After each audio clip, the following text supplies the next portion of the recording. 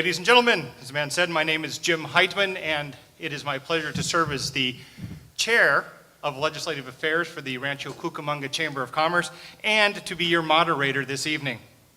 This evening we will be hearing from candidates for 3 different offices. Those who would like to be directors on the board of the Cucamonga Valley Water District, that will be our first panel. There are 3 of those folks here tonight. Followed by those who would like to be on the City Council for the City of Rancho Cucamonga. We have 6 candidates with us tonight. And then our last panel will be the 2 candidates for Mayor of the City of Rancho Cucamonga. We will be following the same format for all 3 of the panels. We will start with introductions.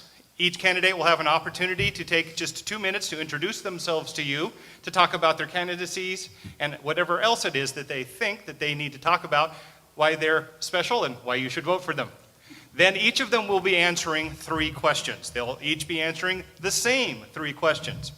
Those questions were provided by members of the Rancho Cucamonga Chamber of Commerce, though they have been edited only for clarity. They were taken directly from the membership and selected for both them being applicable to the office in question and being broad enough to really have an impact on the community as a whole. All 3 again will be answering each question. At the end of that, each candidate will have 2 minutes to conclude, to talk to you a little bit about, again, who they are and why it is they're running. We ask that you hold any applause or any other reactions until a candidate has completed speaking. Once a candidate has completed speaking, if you want to signal your approval with an applause, that would be an appropriate time to do that. If you want to signal something else, that would be the appropriate time to do that, but not while the candidate is speaking. Give them the freedom to finish their thoughts, to talk through completely and deliver their message. At any point where there's reactions from the audience that really make it unable to clearly hear what a candidate has to say, there will be a slight suspension and that candidate will be given more time. So whether you like this person or don't like this person, obviously that has something to do with it, but if you particularly don't like something a candidate says, don't give them extra time. Along those same lines, extra time can also be awarded during the course of the forum in the event that we have a particularly pointed remark at one candidate from another, though I don't really expect that to be an issue for us tonight. So again, the format is going to be all 3 groups, 2 minutes to introduce, 3 minutes per question, 3 questions each, and then 2 minutes for them to conclude. We'll be taking a break at the end of the Water Board panel, and then another break at the end of the City Council panel. As there are 6 of those, that will likely be a fairly long conversation. With that, the order has been picked randomly, in which actually our sound professional picked them randomly. I put the cards down, I said, pick a card. And so he gave us our order. And our first candidate is Ms. Kathleen Teagues. Ms. Teagues, you have 2 minutes. Thank you very much, Jim. And first I'd like to say thank you to the Chamber of Commerce for coordinating this evening and giving us the opportunity to share a little bit more about us with the residents and our constituents here in the city of Rancho Cucamonga. My name is Kathleen Teagues, and I've had the honor and pleasure to serve on the board at Cucamonga Valley Water District since 2005 when I was elected. I am the immediate past president. I am very passionate about what I do. I've lived in this community since 1953. I am retired from an over 30-year career with a wholesale water agency. So I know my subject matter, and I've applied the knowledge that I gained during my career to not only the local water issues, but on a regional level and taking it further out on a statewide level. Because as we know, water has no boundaries. And it is important to have the knowledge throughout the state because we work with neighbors and all. In addition to my service on the board with Cucamonga Valley Water District, I also serve on the Fontana Union Water Company board. I am vice president of the Association of California Water Agencies, which is a consortium of 430 water districts representing 90% of the water delivered in the state.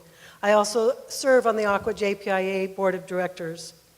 I also serve as the Board of Directors for California Special Districts, which Cucamonga Valley Water District is a special district. I look forward to answering and sharing more about myself this evening. Thank you. Dr. Morris. Good evening. I too would like to thank all of you for coming out and hearing us speak and considering us. The reason I'm running for the Water Board is because my passion is the protection of groundwater. I have spent much of my life in this endeavor, starting with my doctoral dissertation called, creatively enough, Managing Groundwater Protection. It took years for me to research because there are so many ways groundwater can be contaminated by chemical mismanagement or simply ruined by overdrafting. One example of how it can be contaminated is through the discharge of highly toxic and/or corrosive industrial process wastewater into the sewer system without it being pre-treated first. When I worked for the city of Chino in the late 1980s, the city was fined $47,000 by the EPA for not taking care of this issue. It was my job to design and implement a pre-treatment program for the city, which ultimately became one of the best in the state once my program was in place. Another way groundwater can be contaminated is through the mismanagement of landfills.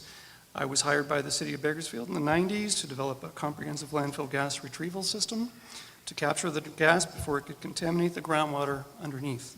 Before the council authorized the system, the entire site looked dead.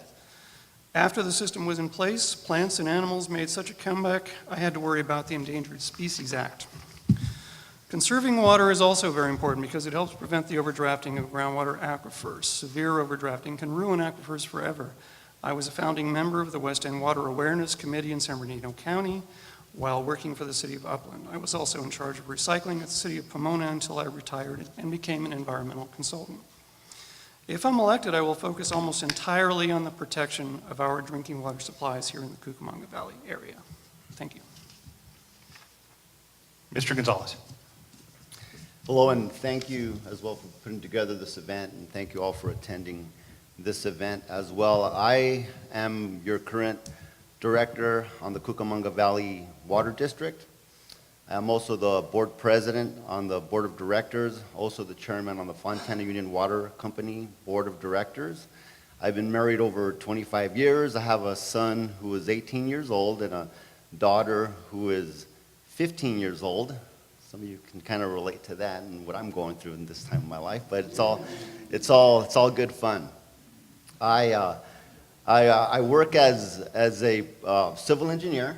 I appreciate Dr. Morris's technical background as well, given the fact that I work in the technical field as well, designing and providing engineering services for water and wastewater type facilities. And I just want to be sure to thank you all for being here and consider voting for me again on November 4th. Thank you. And thank you all for that. Our first question today: how will the Cucamonga Valley Water District be impacted by the new groundwater legislation? And what changes will you pursue to deal with these issues? And we're going to start with Ms. Teagues. Thank you very much. So in the two bills that were recently signed by our governor, Senate Bills 1168 by Pavley and Assembly Bill 1739 by Dickinson, they were introduced to address groundwater basin sustainability.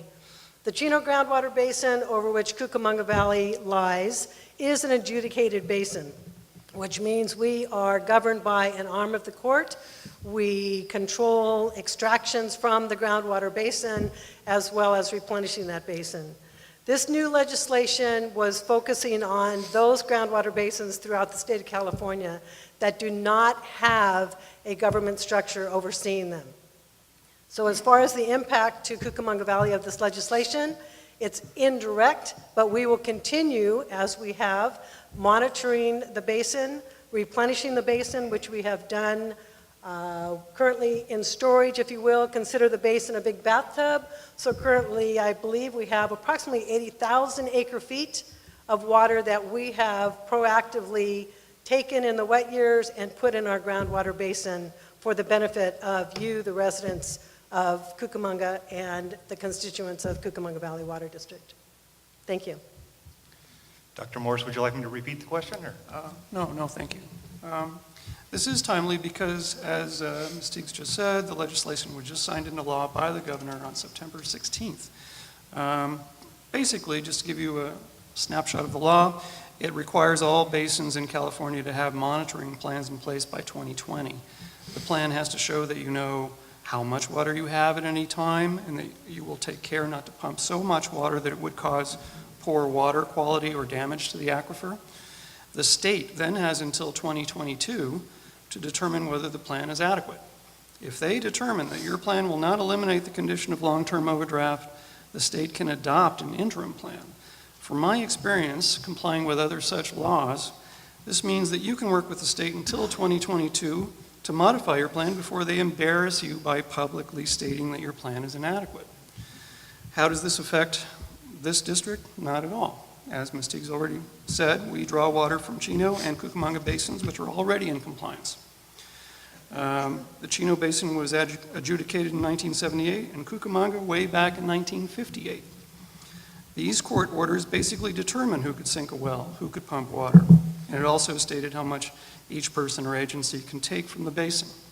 An independent water master keeps track of the water table to ensure that the aquifer is not being overdrafted. Nevertheless, I am disappointed with the Water Board. The legislation came on their radar in June, and they took a wait-and-see attitude. In a way, I can understand this because they were exempt from the law anyway. But this was a missed opportunity on their part to demonstrate leadership. They could have informed the press that they were in favor of this legislation, as other water boards did. They could have submitted letters to legislators expressing support for this proposed law. After all, most agencies are already in compliance throughout California and are also exempt. The few basins that are not exempt are in the Central Valley and other areas that are used primarily by agriculture. Not surprisingly, many farmers are unhappy about a law that addresses the protection of groundwater that they should have addressed themselves decades ago. Let's also remember that agriculture uses 80% of California's water. If any group needs to set an example for wise water use, it is the farmers. This law is reasonable and not at all onerous because they have until 2020 and probably until 2022 to comply. The Water Board should have used its influence to support Senate Bill 1168 and Assembly Bill 1739 months ago. It would have shown the board to be proactive in protecting groundwater supplies. Mr. Gonzalez, would you like me to repeat the question? No, I have it. Just very quick in rebuttal to Dr. Morris's comments. When legislation comes across the board, although in spirit we do agree with various types of legislation from either the Senate or the Assembly, we take time to make sure to read through every bill to make sure that one, it's in concert with what we do at the Water District. Sometimes the bills, although related, come from different directions from different Assembly members and Senate members. So it takes time sometimes from their end to actually hone down on exactly how the bill should read. So what happens from time to time, 10 bills can actually turn into 1 or 2. So what has happened here is now we have 2, and of course, in spirit, and actually when we get a time to really read and dig into the bill, we do support, of course, management of not only our groundwater, but our surface water as well, and all of our water resources up and down the state. We are very fortunate, as Director Teagues has said, to have the Cucamonga Basin and the Chino Basin to pump water out of. It is adjudicated, so these bills here don't affect us directly, but we do support in spirit what these bills do have in content with respect to managing other basins and groundwater.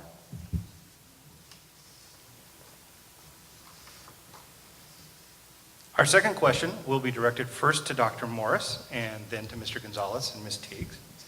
How would you encourage the Cucamonga Valley Water District to increase its transparency to their constituents?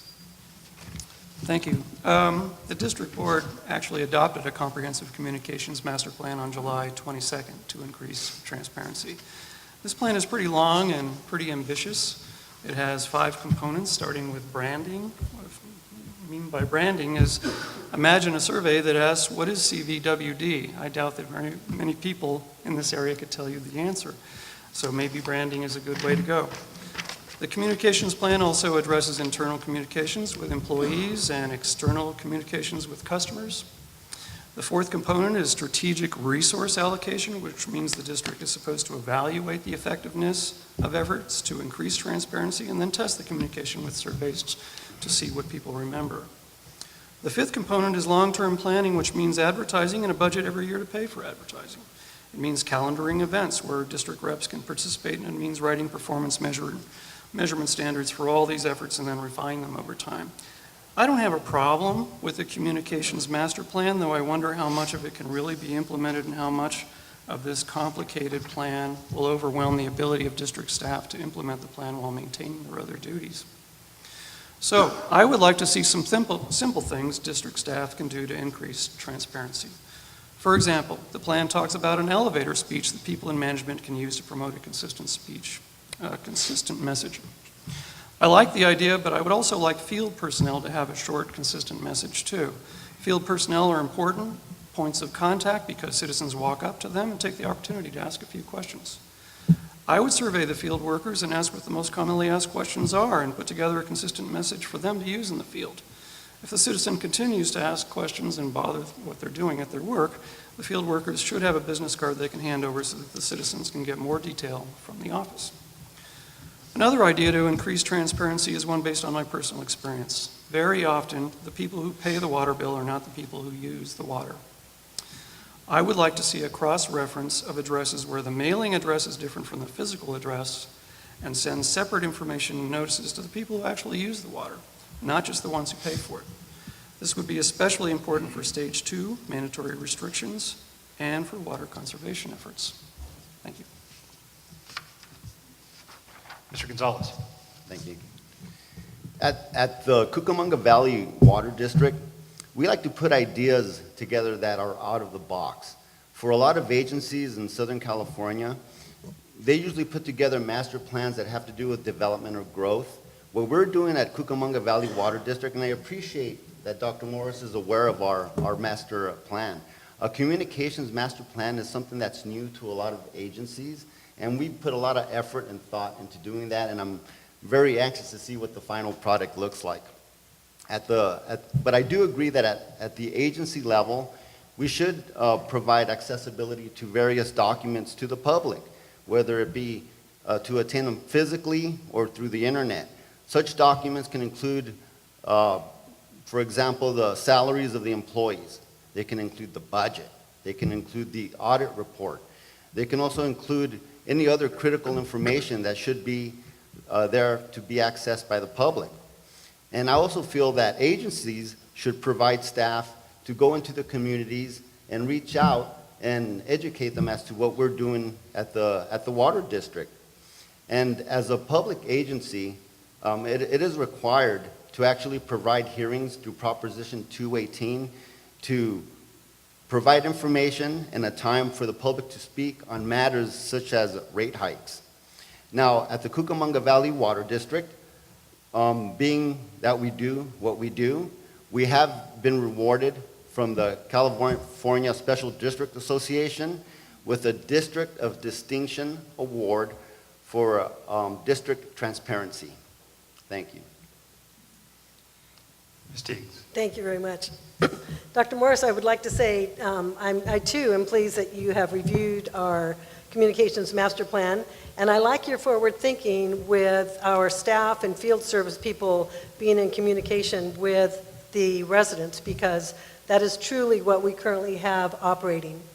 Many of you have seen, when you see our trucks driving throughout the community, we have wraps on them, and I'm not talking the wrap that you eat, but I'm talking the wrap against the tail of the truck, that will convey messages, and the public clearly knows when our district staff are out in the community, and Cucamonga Valley Water District, aka CVWD, is clearly at the forefront of their minds. Director Gonzalez has already spoken as far as our communication and transparency, so let me add on additionally what we do. Transparency is not only providing the budget and salaries, etc., but transparency is also helping our constituents learn the importance and the value of water. We offer numerous educational programs. Many in this room probably have taken advantage when we do the tour of our Lloyd Michael Treatment Plant facility. Again, an opportunity to educate the public. We also conduct a variety of public tours of students throughout the year at our Educational Learning Center, also up at the Lloyd Michael Treatment Plant. Because that next group coming up, that next generation, they are going to be our water users, our bill payers, and our future leaders. So it's very important of education. We also, and I think this is very important, we make it a point every 2 years, every 4 to 5 years, to get feedback from our residents as to their thought on our communication. Our latest survey was done in the fall of 2011, and Cucamonga Valley Water District completed a customer survey to measure customer satisfaction and customer understanding of the value of water. So in addition to all that we're currently doing, on that survey, customers scored Cucamonga Valley Water District a very positive approval rating of 92%. So there is a two-way communication, there is transparency. Results also show that customers feel receiving high-quality water and sewer service is very important, and they ranked water-related issues as the top 2 priorities for our community. And finally, 53% of customers feel the amount they pay for water and sewer service is reasonable. And I'd like to add on that note that we are within the lower third of regional agencies in this area as far as our rates. Thank you. Our third question will go first to Mr. Gonzalez and then to Ms. Teagues and finally to Dr. Morris. Our third question is this: what approaches would you pursue to ensure a steady water supply for this rapidly growing city? Well, first of all, I want to talk about what our current water resources come from. Our current water comes from the ground, from our groundwater basin, both in the Cucamonga Basin and Chino Basin. We also bring water in that's imported from the Metropolitan Water District. We also recoup some of the canyon flows that are local to our service area, and we continue to develop our recycled water program. Actually, our city and our service area, actually, we are very fortunate to be where we are. Because of where the infrastructure is that our import wholesaler has, it's right up against our water treatment plant.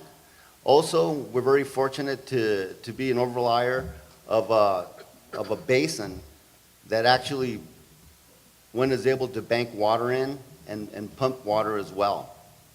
And we're also fortunate to have the canyons and be located right in the foothills so we can draw some of the water that comes from the mountains. So it's a good place to be here in Rancho Cucamonga when it comes to water resources. Now, what we do to plan for now and plan for the future is we look at what some of these developers come with respect to their water needs, and we always look at what the needs are for the now. Now, looking forward to what we have on our desk with respect to development, we do have a plan to serve water with the needs that we see now. And what we do is we actually do transfers with other members of the basin.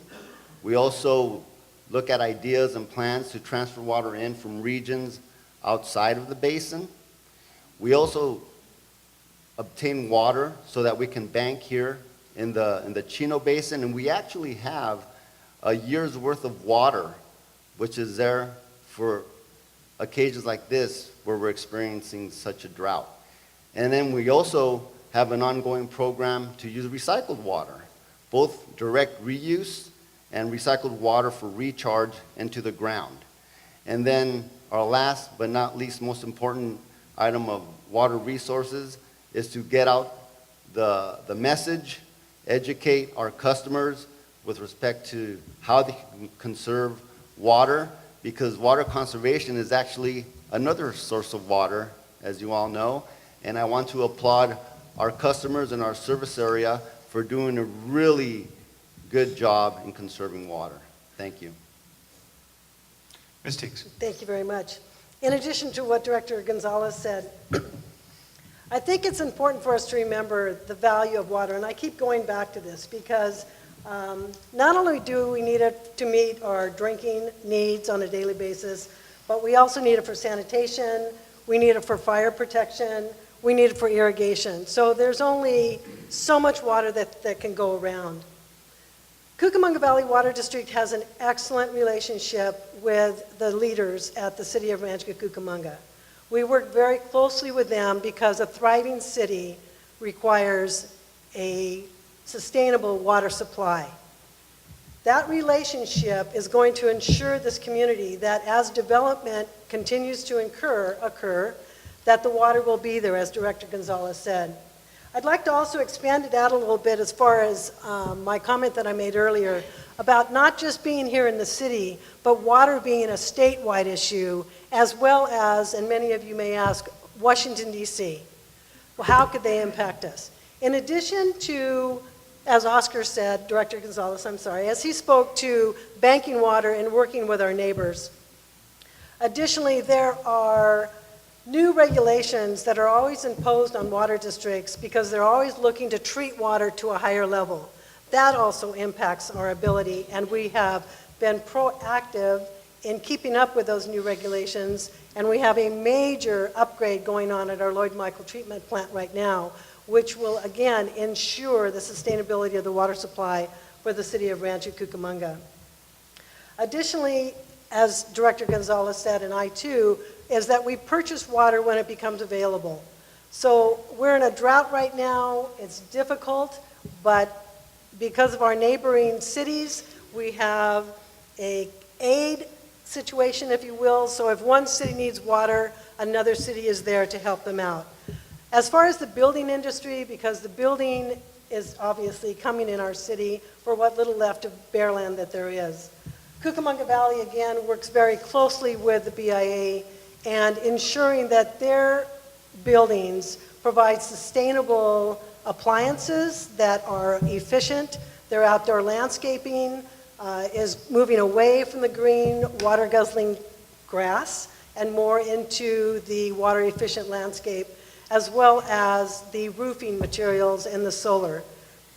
That assists because the water and the energy have a great nexus. Without the energy, we're not going to get water to our community. Thank you.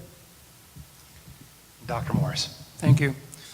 The board adopted the water supply master plan on April 22nd and the water supply shortage contingency plan on August 26th.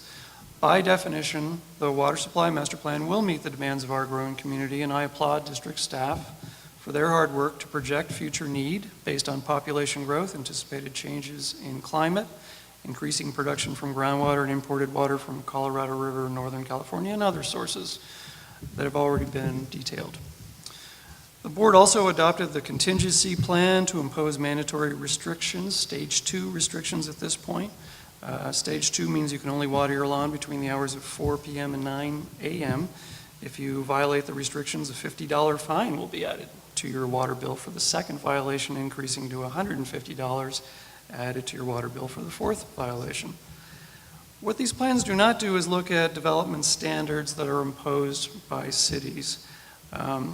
If a new tract of homes is being built, a city council has the authority to condition the developer to offer, for example, only drought-tolerant landscaping in the base price.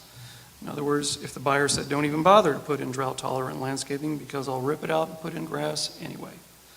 You could say that, it's fine, but the price is the same. You don't get a deduction in the price of the house just because you refuse the landscaping. If you want to waste water, you can do it on your own credit card. Is this an outrageous idea? Well, it wouldn't have gotten off the ground 20 years ago or even 3 years ago. But most people now understand that climate is changing and we need to change with it. Condition developers to put in drought-tolerant landscaping for the front yard and grass in the backyard for kids and dogs. I've got 2 grandkids myself, so I know it, and I've got 3 dogs too, so I know what that's like. A report from the Geological Survey and Cornell University states that drought conditions may continue, perhaps for decades. The district also needs to address fad ideas like the creation of new water sources. This is code for getting water from the ocean. If we're desperate enough, yes, we will go to the ocean and we'll go get it. A problem with this idea is that building and maintaining a desalinization plant is very expensive. And if there is any thought to bringing the water all the way to the Inland Empire, remember that the water would have to be pumped up to us. We're hundreds of feet above sea level.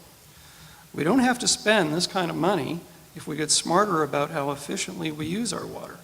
We don't have to suffer a reduction in our lifestyle either, because water-efficient devices work and drought-tolerant landscaping can be beautiful. Thank you. For the concluding remarks, we will run right to left. Candidates, that's the audience's right to the audience's left, which means for concluding remarks, we'll be starting with Mr. Gonzalez. Well, again, I want to thank the Chamber for putting this event together. I also want to thank Dr. Morris and Director Teagues for participating in this event, and all of you for attending this event as well. The message that I want to put out there is that in these times, they are very challenging with respect to water, given the drought and given all of the other planning that's going on, not just here in Southern California, but with regions up and down the state. I think at this point in time, even though I appreciate the passion of all the candidates here, it's very important to provide and promote continuity with water agencies so that the leadership and the representation at water agencies can continue with the plan, the development, and hopefully the institution of going forward with what we have to do given this drought and given the planning for water resources. I very much have the passion to continue to be your representative, and I strongly have the desire to continue to be your representative. So I ask all of you to support me and to vote for me on November 4th. Thank you. Dr. Morris. Thank you. I also would like to thank all of you for coming out tonight and taking up your valuable time and to consider us for your votes. And I would also like to thank Mr. Gonzalez and Ms. Teagues for sharing the podium with me. But I think I do have unique experiences that make me a different choice from the current board. For example, if I'm elected, I would be the only board member with extensive experience working for cities. I have over 25 years experience in writing ordinances and implementing them, writing facility permits and getting them built, and understanding the maze in cities you need to know to get things done. I believe we need to work more with area cities to enhance development codes so that new developments will have water-efficient properties finished and ready for people to move into them. People will appreciate homes that save water, save money, save energy, and all they have to do is move into a beautiful home and live in it. I think the district needs to do a better job of telling people that water conservation also saves energy. Water is very heavy, and moving it around uses a great deal of energy. It's no wonder that water producers are among the biggest energy users in the world. Water efficiency not only saves water and energy, it can also preserve our standard of living without undue cost increases. So I think I have expressed, hopefully, my passion for this issue, and I hope you'll consider me for your vote on November 4th. Thank you very much. And Ms. Teagues. Thank you very much, and thank you all for being here, and Director Gonzalez and Dr. Morris, thank you also for taking your time to be here tonight and sharing with the crowd. So life grows where water flows. That's my mantra, and I'm sticking to it. I would be honored to have your vote on November 4th to continue representing you and serving you on the Board of Directors of Cucamonga Valley Water Districts.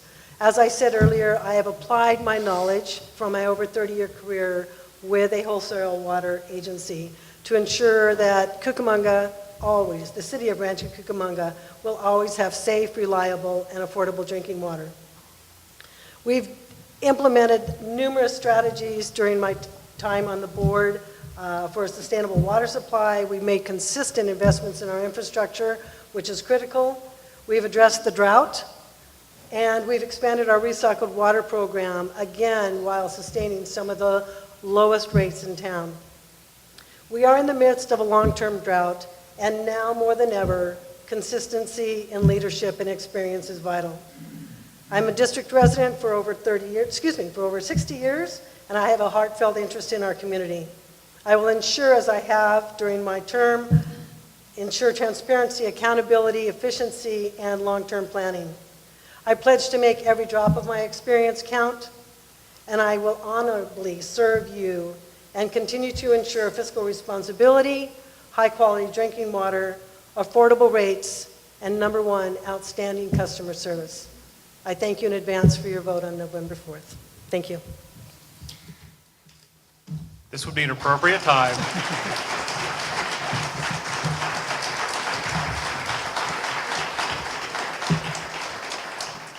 And with that, the forum will take a 10-minute recess, and we will return with the City Council.